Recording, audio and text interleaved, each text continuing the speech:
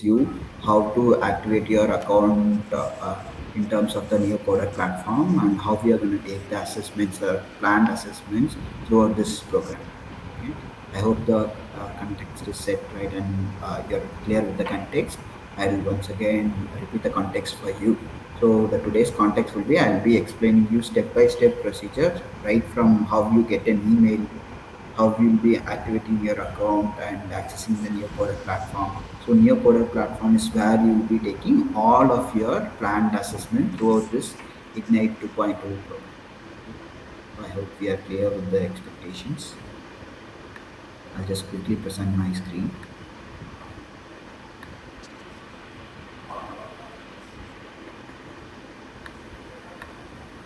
I hope my screen is visible.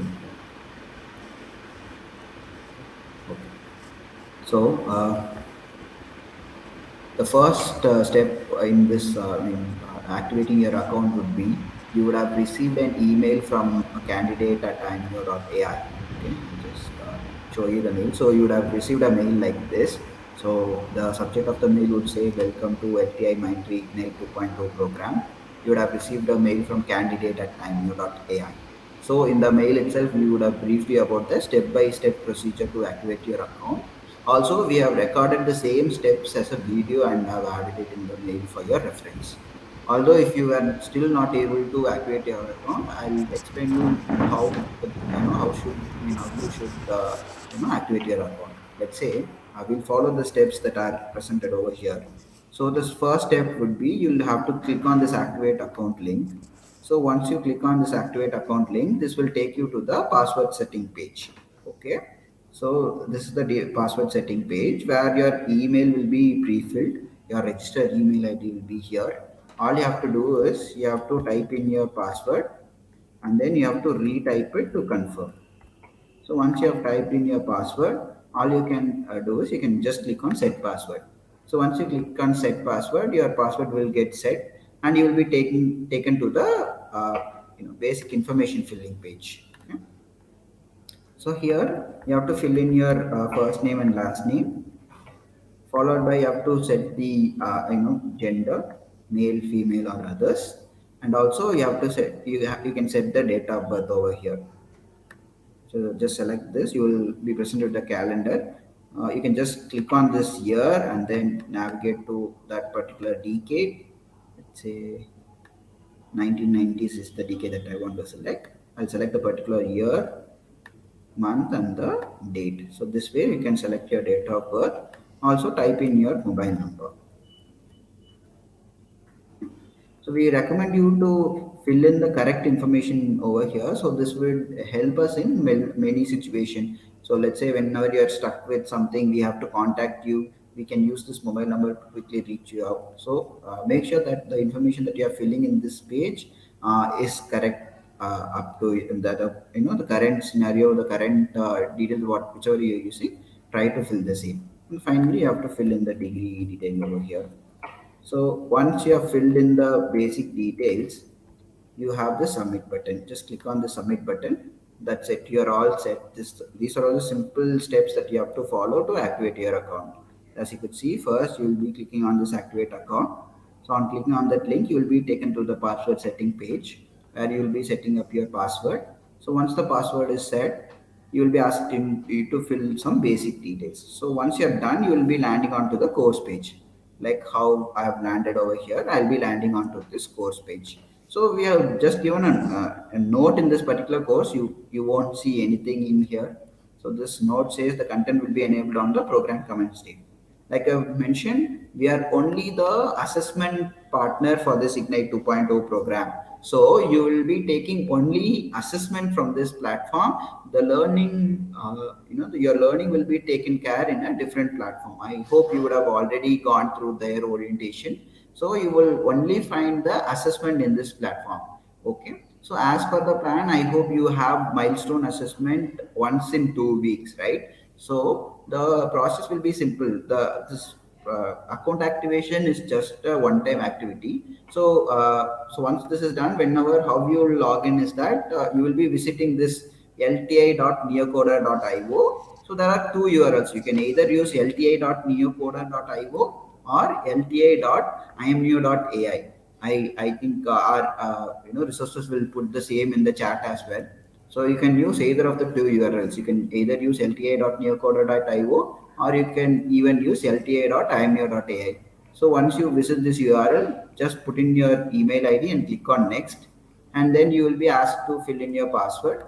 Just fill in your password and click on login to login. So if you forgot your password, you can just use this forget password option. It will send a link to your register mail ID. From that, you can reset the password and log in again. Okay. So on clicking on login, again you will be landing onto the course page directly. So this is how you will be accessing the platform on a day-to-day basis, right? So like I mentioned, you will be accessing the platform for only for the assessment purposes. So here you could see different labels, right? Courses, contests, open ID, marketplace, etc. So your milestone assessment will be placed in a label called assessments. Okay. So to go there, you have to click on this three dots over here on the bottom. So once you click on it, you will have the additional options like practices and assessment. So assessments is where you will get your planned assessment, like the milestone assessments. So you have to click on this assessment.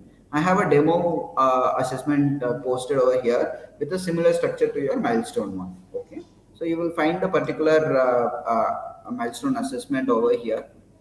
So you can click on that. Once you click on that, you will be presented with a short summary, like how many sections are there in that particular assessment, the number of questions in each section, the duration for each section. Now it is mentioned as unlimited because for the demo purpose, but for in your case, you will be presented with the actual duration.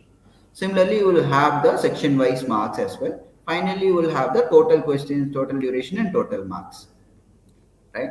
So before you start the assessment, if you want to check your system compatibility, you can use the check test compatibility. So this check test compatibility can be used only to check if you have the necessary network bandwidth, not anything else. So I'll show you how it is done.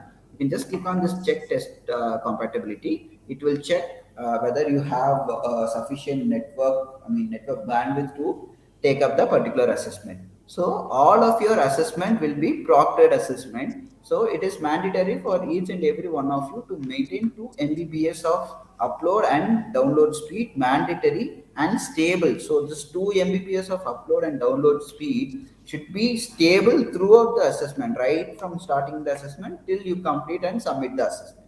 Okay. So as you could see, now my testing network speed is completed.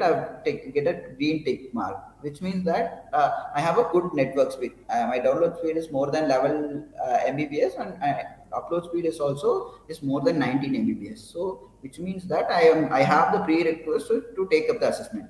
So next I have this verify phase. Don't click on this. This is for another use case. In your scenario, this will not be used. So you can just click on close, right? So this is it. So every milestone assessment, how it will be scheduled is that you will have only a particular login window. Let's say a 10-minute login window or 15-minute login window. Or every details, your login details. Let's say the assessment is scheduled between 5:30 to 5:40. All the information will be passed on to you priorly, right? But the login window will be limited to a particular time period. So you all should make sure, let's say if the assessment is starting by 5:30, you all should enter into the platform at least by 5:20. Okay, you should be ready 10 to 5 minutes, 5 to 10 minutes prior to the assessment. So that within the login period, you can log in and see. Also, if you face any technical difficulties, if you log in prior, you can reach out to us and rectify and take the assessment. If you log in at the last moment, then there are chances that you might miss out the assessment. So we always recommend log into the platform 5 to 10 minutes prior to the assessment and take the assessment in the scheduled time. Okay. So to take up the assessment, you can click on this take test button. So once you click on the take test button, you will be presented with some instruction. Kindly go through all these instructions. Before we start the assessment, I also wanted to highlight you some prerequisites that you can ensure. Like I mentioned, always have 2 Mbps of upload and download speed throughout the assessment. If you don't have 2 Mbps of upload and download speed, your test will not proceed further. You will not be able to enter into the test. So this is one thing. And also, this test is a proctored test along with tab switch restrictions. So at any point of time, if you try to switch the tab or if you try to click on any other area other than the test taking screen, let's say your network goes down, you want to connect to another network. So these scenarios should also be neglected. This should also be prevented, because when you do tab switches or click on any other area other than the test taking screen, there are chances that your test will get auto submitted and you will not be able to proceed further with the test. So in order to prevent all these things, we would recommend you connect to two different networks, right? Let's say you have a primary network from which you are taking the test. Also connect to a secondary network and keep it as a backup. So whenever there is an internet disruption, the other network will connect automatically, right? You did not go and click on other area so that you will get tab switched, right? So this is one thing. Also ensure that you have a good battery backup in terms of laptop. In terms of desktop, also recommend always using the inverters, because we will not know when there will be a power cut or power interruptions, right? So in order to avoid these things, always make sure that you have a good battery backup, and also you if you use desktop, it is recommendable to use inverters. Okay. Also, since I've said like this is an proctored assessment with tab switch restriction, please make sure that you turn off all your notifications before you coming into the assessment. Because whenever you're proceeding with the assessment, let's say in between notification pops up, you tend to close it or you tend to click on it, which will in turn trigger the tab switch restriction. So we recommend you to turn off all the notification when you are coming to the assessment. Also, if you are using whichever OS that you are using, we always recommend using Google Chrome browser and not any other browser. Okay. Also, it is recommendable to clear your caches and cookies before coming to the assessment. So, all these instructions that I mentioned, all these will be mentioned over here. Not only here, we would have always, whenever we send the invite for the assessment, we will be giving you the instruction guide as well with the assessment invite. So, go through all the instruction. So, if you go through the instruction and ensure the same, you will not face any difficulties during the assessment, right? So once you go through all these instructions, we just click on agree and proceed. So it will take you to the network check. So it will check whether you have 2 Mbps of upload and download speed or not. So once you're through this, you will be taken to the face capture area. So here also I would recommend always take the test with a plain background, right? Avoid taking the test with pictures behind you or any property behind you. Always make sure a plain wall is behind you and nothing else, because this is an AI powered proctoring assessment, right? So if there is any portrait behind you, any properties behind you, there are chances it might capture that as a another person, and will throw you errors, and finally if you reach a particular number of errors, then you won't be able to proceed with the test. So always take up the assessment with a plain background. Okay. So in this camera check, I would recommend you face your entire face in the center, in the middle of the square. Okay.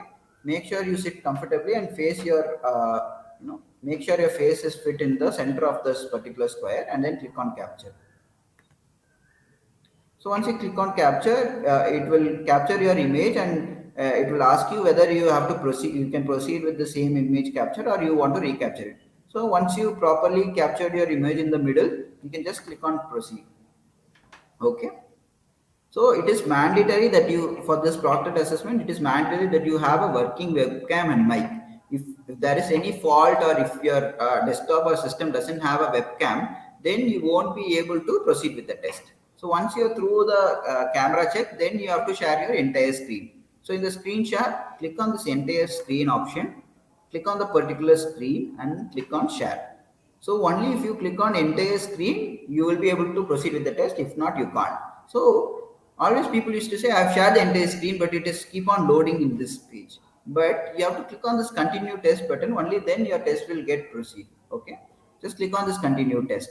So once you click on this continue test, you will be landing onto a 25 seconds timer. So this is where your test will get loaded onto your system, right? So here also we will be presented with the basic information. So you also see the screen share notification in the bottom, right? So we always recommend you to click on this hide button before coming into the assessment. I mean, before this a timer gets over. Because what happens is, so just click on OK. After, so this is, once you enter into this particular test taking screen, you will be presented with whatever the restrictions that are applied to this particular assessment. So it says you are not allowed to switch the tab, the test will end and you will be disqualified if you try to switch the tab. Also, there's a section lock has been enabled. You won't be able to edit or view the section once you move to the successive section or once the timer runs out. Okay. So you, after going to this instruction, you can click on OK. So coming back to the point that I was mentioning, to remove this, click on this hide button before coming into the assessment. Just give me 1 minute. I'll just click on next or something. Yeah. So let me click on this. What happens is sometimes you accidentally click on that, so it will throw you that you have made a tab switch, because this is this is an object other than the test taking screen. This is from Google's extension, right? So before coming in, let's say in the timer page itself, just click on this hide button, okay? So that you will not be presented with any tab switches for clicking on this hide during the assessment. So we always recommend, when you are waiting in the 25 seconds timer page, you can click on the hide button for the screen share notification. Okay. So coming back to the UI of the test taking screen. So this is how the test taking UI looks like. You will have the question in the left hand side. You will have the answers or the options in the middle. Also, you will have this summary tab in the right hand corner. Okay. So like I said, it's a AI proctored, so this has capability to detect whatever the action that you are doing, right? So let's say I'm trying to do a malpractice and I'm just continuously looking into my phone. I'm keeping my mobile phone in the corner and I'm trying to look into my mobile phone. It will throw an error like saying you may be distracted or not looking into the screen, right? So not only it will throw you an error, as you could see, we would have set a count, right? So here I have set 200 just for the demo purpose. But in the real scenario, it will be limited only to 25 warnings. Okay. If you do more than 25, you will be thrown out of the test. Not only this, whenever an error message pops to you, the same, your image will be captured in the backend and will be available for the admin for the evaluation, right? So this is how the proctoring works. Not only this, if your, let's say your camera is not here, it is full of dust, it will say that in the, you should carefully read the warning message. Let's say the scenarios that we have seen in the recent past is that the learners will keep on saying, the without doing anything, the proctoring alerts is keep on popping. Let's say so there are two things that might majorly affect the proctoring alerts. One is your posture, how you are looking into the screen, and the second one is the camera, the quality of the image that the camera is producing. We don't recommend, we don't need a higher end camera for this, but the thing is the camera lens should be clean. So before coming into the assessment, make sure your camera lens is clean, so you will not be presented with the poor image error, right? Whenever the system can't capture your image properly, also you'll be thrown with proctoring alerts. Also, if you're looking distracted, or you're looking at a mobile phone or something, or someone else is found in the camera, all these things you will be thrown with the error, and the screenshot will also be captured from the back, right? So I'll let you know how to take up these proctored assessments so that you will not get any proctoring alert. Let's say once you come into the assessment, you are thrown with an error. Let's say you are thrown with an error, you are like this, okay? So you have to read this error properly. It says you may be distracted or not looking at the screen. So this means that this means that your posture is not correct. If you keep on sitting in this posture, then it will keep on throwing you errors like every few seconds. Okay, in order to avoid that, try changing the posture.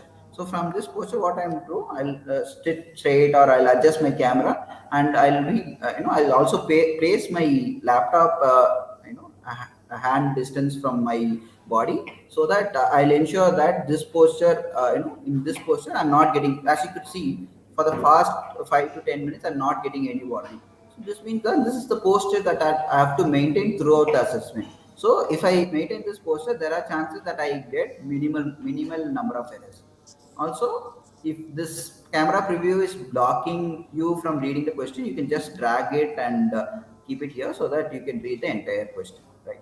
So to answer a MCQ question, so as you could see, you will be presented with the sections on the top, section details on the top. So since we have implied sectional log, only after completing that particular section, you will be moved on to the next section. So once you complete this section and move to the next section, you can't come back to that particular section as well, right? So you can read the question here and click on the option to answer.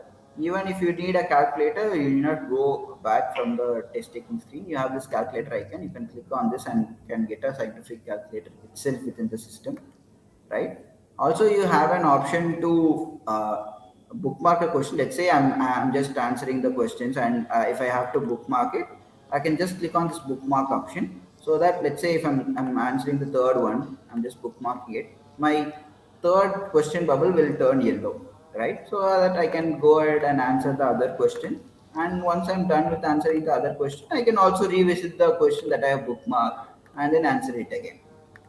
Also, if you find any issues with the question, we have this report option over here. Just click on this option and report what is the error that you are facing in this particular question. I'm just naming it as error. Okay, enter. So this will be captured, and this will be available for us in the background for us to use. So as you could see, now the error has popped up, but then I couldn't click on this OK button, right? This is because there should be a drop in my network connection. That is why I am not able to click on this OK button. So in such scenarios, what we would recommend is, we would recommend you to go back from the test taking screen and then wait for a minute, ensure your network is stable and resume the test. I'll show you how to do it. Okay. I'll just go back from the test taking screen. I'll not submit the test, but I'll just go back from the test taking screen. I'll just wait for a minute, refresh a page. Why I'm waiting for a minute is that when I come out of the test taking screen and then I enter it again, then there are chances that that it will throw me an error that multiple session detected. Okay. So now I waited for a minute. Now I'll click on resume test and click on agree and proceed. So I'll have to go through the same process, but I can resume where I have left. Okay. So this way your answers will get saved. Whatever it is being saved, that will not get affected. So this is purely because of drop in network connection. So this is why we always recommend you to take the test with a stable internet connection, or else you will also be facing such scenarios. But we will be there for you to support and help you with the solutions. So like I mentioned, if you are not able to click on the OK button when an error pops up, it means that there's a drop in network connection. To resolve that, you can go back from the assessment, wait for a minute and refresh the page and resume the test.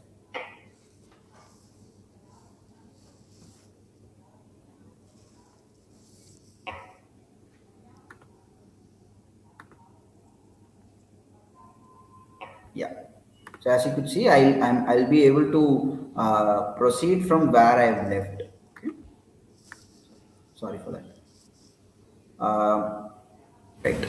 So once this is done, we can just click on the next button. Just give me 1 minute.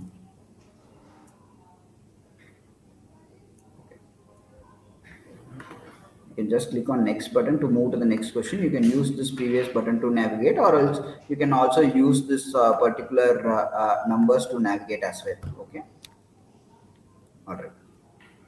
So this is all about the MCQ part. So once you're done with the section, let's say I've answered all the questions in this particular section. I have an option to submit the section on the top. Just click on submit section, type MCQ01 and click on yes.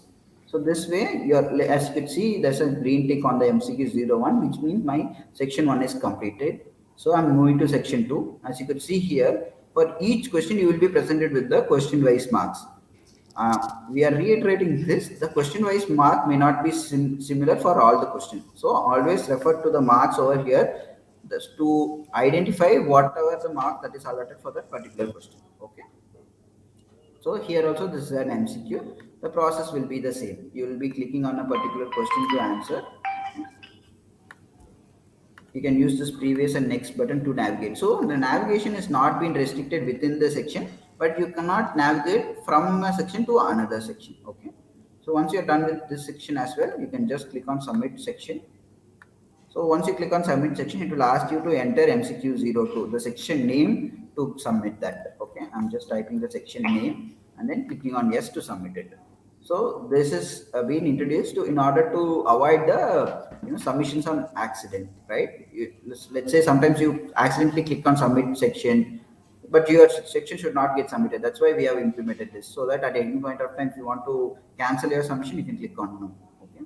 Similarly, in the third section also, you are having MCQ. You can read the question. Also, if you want to enlarge this question page, you can use this six dots over here, drag it to enlarge the particular question area. So once you're done with it, you can just either you can double tap on the top of this, or you can drag and drop this particular six dots so that you can answer the particular question. Okay. Similarly, you'll be answering all the question and submitting the section. So whenever we say an assessment, it will consist of two major type of questions. One is the MCQs, the other one is the coding questions, right? So the UI will be similar for both Java and .NET. Only thing is the ID that you're gonna use is gonna change. Now here you have Java. In terms of .NET, you will have C#. Okay. So if you want to change the theme of this particular ID, you can use this theme option to change the theme of the particular ID. Okay. So if you want a dark theme, you can use. You can, if you want a light theme, also you can use it. Also, if you need any compiler instruction, you can click on this compiler instruction button. So here you will be presented with all the compiler instruction that you need. Okay, you can just click on continue test to continue the test. So when it comes to the coding section, you will have the question on the right hand side, similar to the MCQs. You will have the IDs over here. Okay, you can just type your code here and compile. So in the platform, in the new code platform, there are two things. One is compiling the particular code that you have written. The other thing is submitting the code. So as you could see here, we have given the problem statement, we have given the input format, and also we have given sample test cases. So whenever you write a code and compile a code, your code will be tested against the sample test cases. But whenever you whenever you submit a code, it will be evaluated against the hidden test cases. So you will be awarded with marks only based on the hidden test cases, not with the sample test cases. Okay. So I'll explain how it is done. So since it's the demo purpose, I have enabled the answers also for me. Okay, I'm not a technical person, so I have enabled the answers for me as well. Okay. So here, as you could see, there is something called whitelist. So I'll let you know what happens. Let me try writing something. Okay, and then if I click on compile and run, it says you should include the whitelist syntax in your code. So in the platform, we would have given you with two things, whitelist and blacklist. So we would have given some set of keywords inside it. So whatever the keyword that is given in the whitelist, you should include them in the code. Only then you will be able to compile it or submit the code. If the same class is given in the blacklist, then it means that you should not use that particular keyword in your code. If you use it, then you won't be able to submit it. So now the class keyword is given in the whitelist. That means that I have to use this keyword in my code. Only then I'll be able to compile it. So when I was not using this class and I am trying to compile my code, I'm getting warning, right? When I try to use this and then click on compile, I'll be able to compile it. So this is the use of whitelist. Now what I'll do, I'll just copy paste the solution, right? So it's demo purpose, I have enabled the solution here, but you won't get any solutions during your assessment. So after you write the particular solution for your code, you can just click on compile and run. So when you're compiling, your solution will be tested against the sample test cases present. Okay. So as you could see, my 1 out of 1 test case, sample test case has passed. My compiler message is also successful. If I had made any mistakes over here, then it will be thrown in the compiler message. My test case will also get failed, and I'll also get the compiler message of that particular error that I have made. You can correct it and compile and run. So now you have compiled it, but you won't get any marks for compiling and compilation successful, because anyway we have exposed you the sample test cases. There are chances of some learners might hard code the answer. They can just write a print statement and print the 2 as output. So in order to avoid that, we have something called submit code. So you have to click on submit code. Now you could see your code will be tested against 5 different test cases. So only after passing all these test cases, you will be awarded with full marks. Let's say I have, let's say I have five. Just give me 1 minute. So as you could see, I have five test cases here, and the marks for this question is 10. Okay, this means that each test case will carry 2 marks. If I pass only 3 test cases, then I will get 6 marks. Only on passing all the 5 test cases, I will get the full marks. So the partial test case scoring is also there. So if you pass only one test case, then you will be given the marks for that particular test case. That is how it works. Okay. So this is one type of question. Whitelist is involved. This means that you should use this whitelist keyword in your code. Only then you will be able to compile or submit it. So once you click on submit code only, you will be getting marks for that particular code, whatever you have written. Okay. So wait, so basically it takes time based on the network speed. I've connected to my company's network, so there are multiple users connected to same network, so it's a bit slow. But when it comes to your scenario, make sure you have 2 Mbps, more than 2 Mbps of upload and download speed. So throughout the assessment. Okay, once you're done with the question, you can just click on the next button to move to the next question. So this is another type of coding question. So this is we called as code snuff, where you need not write the entire code, right? You will be presented with a part of the code. You all you have to do is fill in the gap that you have to write. Okay.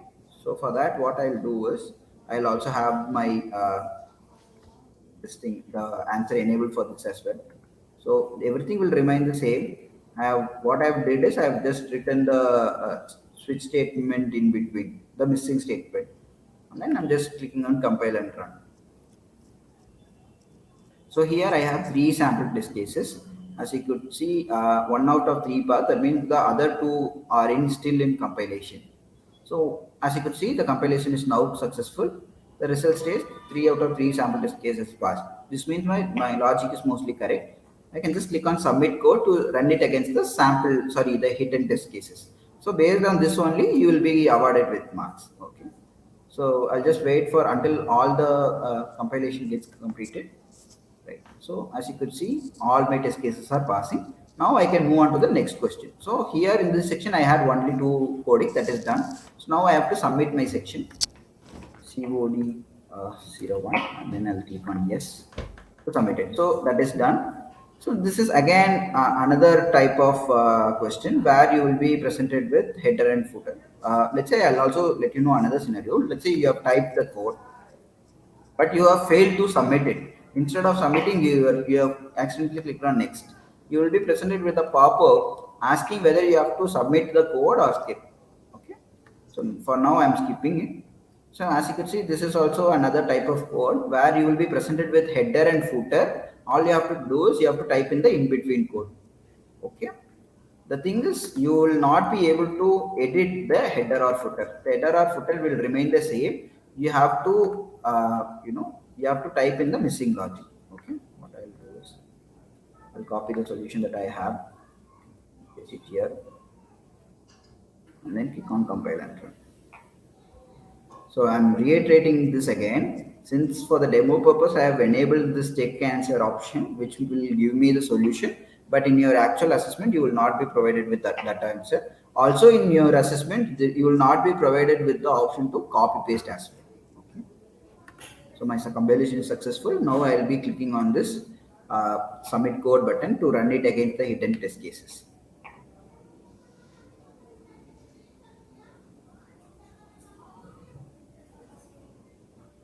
So you can refer to the compilation message to see which are all the test cases that are still running. So once this compilation message is successful, which means that your code is fully run and you have passed all the test cases. So this is how you will be taking the assessment, either it be MCQ or it be coding. Also, whenever you take the assessment, make sure here there's a summary, right? Answered count, bookmark count. Similarly, you will have multiple counts. You also have something called saved in server. So sometimes because of network, you might have answered, but that might not get saved in server. Okay, always ensure that your answers are getting saved in server. Okay, so that is why we have given this count over here. So if you remember while starting the session or starting the assessment, I would have told you regarding the tap switch restriction, right? So why I've asked you to connect to 2 different networks is, let's say during the assessment my network is dropping. If I tend to click on my network tab for any reason, it will consider it as a tab switch. Okay. If I cross a particular limit, the test will get auto submitted. Okay. So for the demo purpose, I have enabled more than 100 tab switches. But in your case, it is very minimal. We will not be in a position to expose the count, right? But the tab switch count is very minimal, and it is for. I mean, it will be monitored very strictly. If you cross the tab switch limit, the test will get auto submitted. Similarly, it goes to the proctoring alert as well. As you could see here, for the demo purpose, we have enabled 200 alerts. But when it comes to the actual milestone assessment, you will get only 25 proctoring alerts. If you do more than 25, then you will get, your test will get auto submitted. So in order to avoid the same, like I mentioned, I'll also reiterate it again. Always take up the assessment with a plain background. Okay, face the camera, upright. Okay, you should make sure that, like how my poster is being presented over here, I'll just make it in the center. You should make sure that you sit in the center of this particular preview. We have seen students who will keep the monitor very close, and they'll be leaning down, so that the entire face will not be captured in the particular camera, and it will throw them errors. Okay, so make sure you place this particular laptop or desktop hand space away from your body, so that your entire face is captured. Even though you tilt a bit, it will not be considered as you're tilting the head much. Okay? So similarly, always take the assessment in a well-lit environment, even if your lighting is not. So we have seen some students, what they do, they turn off all the lights in their room, or the room is very dim lighted, something like that, and they take the assessment with the help of only the laptop's light. So in that case, the AI will throw that your image quality is not up to the mark, or it will also show you are sitting in a bad lighting. It will also be considered as proctored alerts. So always make sure you take up the assessment in a well-lit environment. Okay, right? So this is all about the test taking. Once you're done with the assessment, you have the submit test option. I'll just skip this. So once you submit it, always make sure you can go through this summary. Always make sure the number of questions that you have answered and the number of questions saved in server should be the same. Let's say here I have answered 12 questions and all the 12 answers are saved in server. If something is not saved, that means here there's a network drop. Make sure that you wait for the network and then submit the test. Okay. So to submit it, you can just type in and then click on yes to submit that particular test. So you will be presented the test status. So once your test is submitted successfully, you will be going here. You will be presented with the status as test completed. Okay. So if you have any query, let's say I'm starting the assessment. Now, if I'm stuck anywhere, you can use this chatbot over here. Okay, you can use this chatbot to type in your particular query and send it to us. So we'll be there to support you. Okay, you can just click on this chat, and then you can type your query, and then you can get back to us. Also, you have this help desk option. When you go to help desk, you will also see frequently asked questions over here. Okay, so by going through this, you will be able to fetch the particular answer. Let's say what to do if my email is not valid. So let's say you're entering a long email ID, it says it's not valid. You will get answer for all your queries in here. Okay. Similarly, if you need any other assistant, you can always drop your queries in the chatbot. Or also, we would have given you support mail ID candidate@timeo.ai. So we will also ask the members to put it in the comments. You can note that email ID, and if you have any queries, you can also drop it down there. Okay. So that's it we have for today's session. I'll also look if we have any comments to be addressed. We'll solve the comments for. I mean, we'll solve your doubts for 5 to 10 minutes, and we'll wind up the session. So also learners, in order to mark your attendance, we'll be giving you the attendance sheet in the comment. You can you can fill in the sheet to mark your attendance. Your attendance will be submitted to your LTIMindtree team. Okay.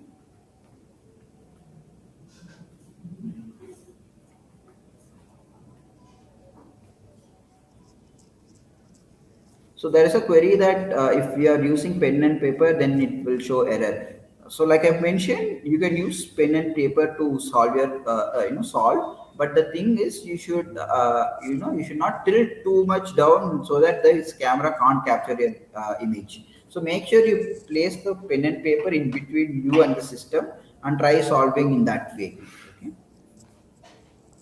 So as you could see, the form link is, the attendance form link is in the chat, in the comments. You can pick the attendance sheet and fill it. So it will be used for your, attendance purpose.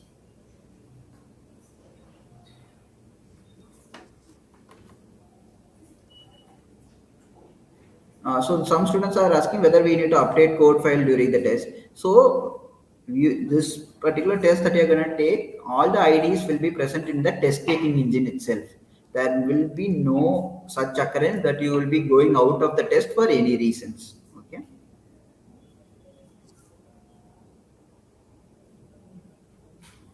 Why isn't it throwing warning when you are speaking? Don't it proctor audio? The audio is also being proctored. It will not throw you errors, but the proctoring analysis will be available in the background, and there are chances you will be marked as malpractice if your audio is also found to be faulty, right? The assessment duration, number of question, all these details will be shared to you over mail before the particular assessment, right? So some students are asking, even looking at the keyboard will increase the suspicious count. Of course, the suspicious count will get increased when you are looking down at the keyboard. So you should maintain the things very simple. The AI should capture your entire facial. If you are blocking it, let's say if you're kneeling down too much, then the proctoring alerts will be thrown. So don't worry, what we will do is we will give you with a mock assessment with the same proctoring enabled. You can use this mock assessment to identify which posture suits you best, which are all the do's and don'ts during the assessment. You yourself can experiment and understand. So this is how you should take the assessment. So before your actual assessment, we will give you a mock assessment to understand the platform better. Okay. So regarding the recording of today's video, so in the platform, in our platform itself, we have this course, right? I think in the courses section, in this particular course, we will upload the recording as well. After this session, you can find the recording in the particular course itself. Maybe within tonight, we'll be able to upload it. By tomorrow morning, it will be available for you. So if you have any queries with regards to the assessment, please don't post it in workplace. We recommend always posting it in the to the in the chat bot or the support mail ID that we have shared.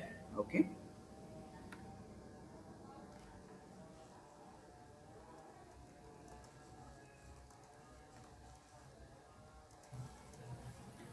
So any other doubts? If you have any other doubts, you can post it in the chat. We'll see it for 2 more minutes.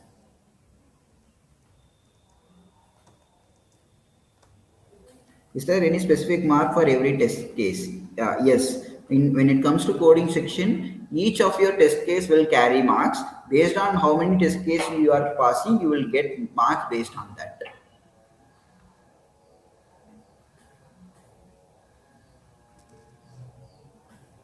So like I said, we are only the assessment partners. The details regarding your onboarding and stipend, you'll be reaching out to the LTIMindtree team. So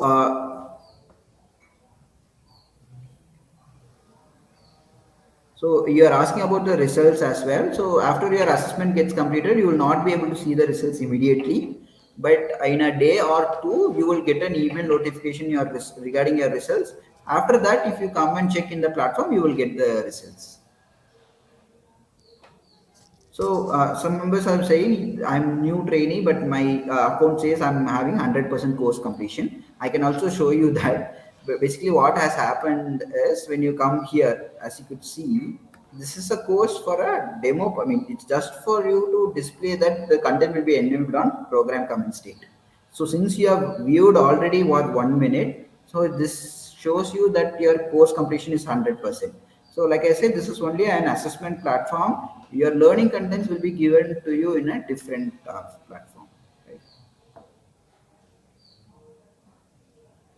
So the timing of the assessment and all other details related to the assessment will reach out to you over email before the particular assessment, right? So that's it for today. I think we are getting mostly the same questions in the chat, right? So I'll just reiterate whatever we have gone through in the session. So we have seen the step-by-step procedure to how to activate the neocode, neocode record, and how to take up the assessment. How will you take the MCQs? How will you take the coding questions? The tips and tricks for the proctoring assessment.